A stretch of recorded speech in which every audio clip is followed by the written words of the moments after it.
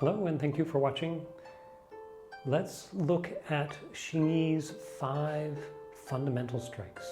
In training Xingyi, the basis of the whole martial art is 5 strikes. They're based off the theory of the 5 phases or 5 elements.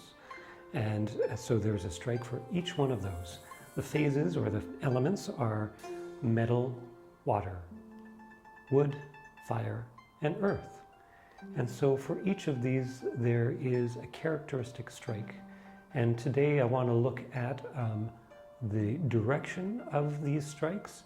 From there you can see how it forms the basis for all the other techniques that follow from it. But most of the training, especially at the beginning, is focused on just drilling in these 5 strikes.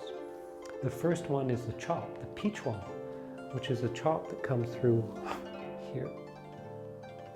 Hands overlap, and here. Of course, this is not a chop like swinging the arm down, but it is a downward strike. It's something we're coming from here, set up here, and then the chop happens this way. So that it's this folding in and down of the wrist that gives us the downward strike of the pichuan. So the first one is a strike going down. Characteristic of Xingyi, the techniques are all done based off a midline kind of technique. So the elbows are tucked in to protect the ribs and the armpit. The attacks come along the midline of the body, and in this case, come forward and down. That's the chop, the pichuan. The second one, the zuanchuan, the drill, of course, instead of going down, is going up. Again, it has a characteristic short distance, close connection to the body alignment that Xingyi maintains. Most of the driving and distance power comes from the legs and the stepping technique, but today we're just looking at the hand technique and the direction of the strikes.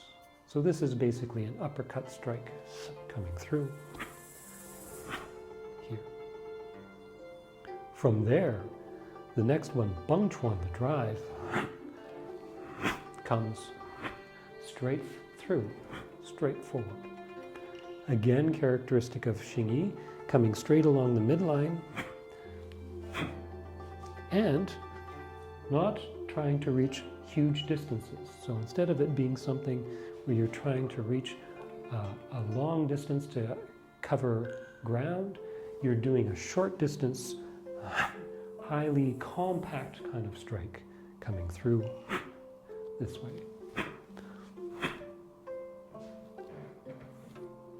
From there, the last 2, in terms of the direction, is first to the inside and then to the outside. To the inside is with the paochuan, the cannon, here.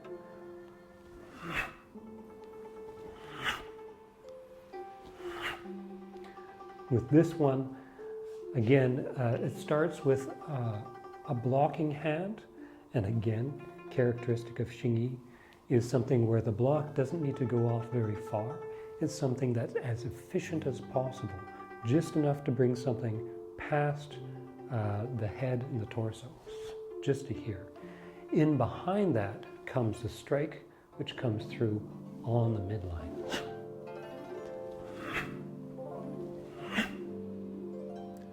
And then the strike, the last of the 5 strikes, the hengchuan, crosscut, comes through this way, coming to the inside.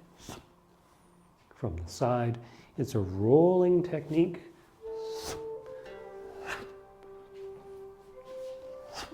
with a turning of the wrist and a twisting through the torso.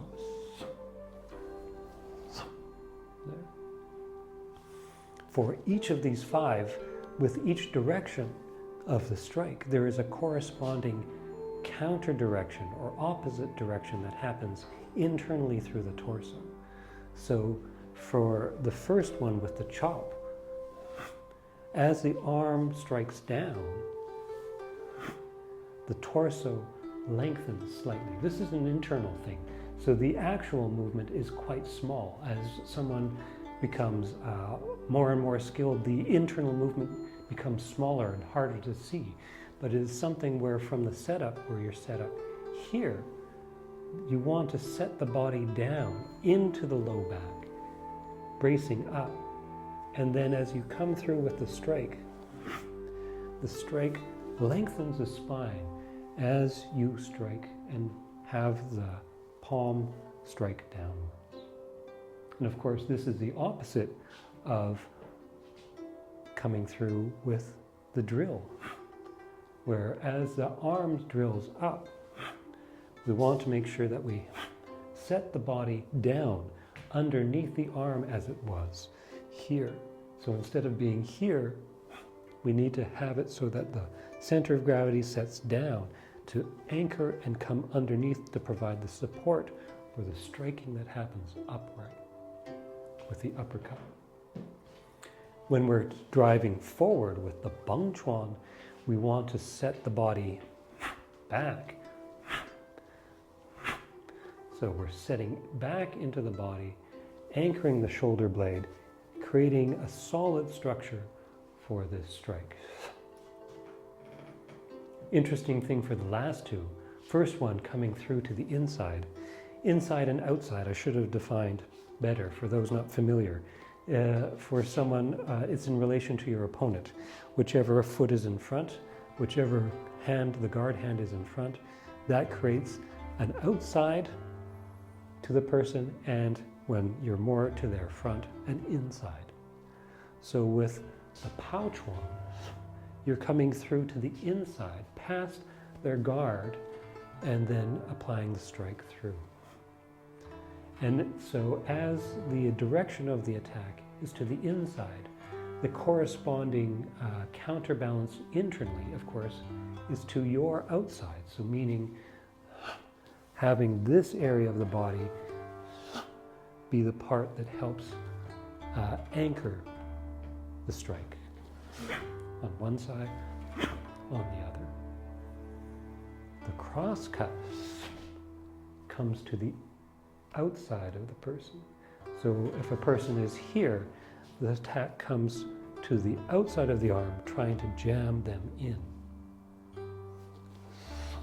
Here, catching the person with this area on their guard and driving through. Here. And correspondingly then, the support and structure on the internally needs to be to the inside of the person, setting and finding the structure through the torso that helps drive and keep this solid as it moves to the person's outside, the opponent's outside. So from one side here to the other side there. The nice thing about Xingyi is that the training and the concepts and the movements themselves are very direct, very clear. And this allows a person to develop a sense of the style, a sense of the flavor, a sense of how Xingyi works very quickly.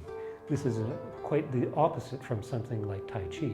In Tai Chi, you spend years and years with many things being very obscure, a little bit cloudy. And it's like, I kind of know what's going on, but really I'm just moving my hands around. I don't even understand what the connections are. Xingyi has the reverse, which is to, I think, its advantage, which is that all of the movements are very clear-cut at the beginning. And the understanding is very simple and direct and effective. What's interesting though, is that over time there is greater subtlety that can be found within it, beyond what is at first apparent. But getting that first foundational information with the 5 strikes is very achievable, very satisfying, and gives a person a clear sense of the style very early on. So again, the 5 strikes related to the 5 phases or 5 elements, each has its own direction and the direction of the strike, and also has an internal movement that solidifies and counterbalances each strike. I hope that information is helpful for you. Keep training, keep learning, and thanks for watching.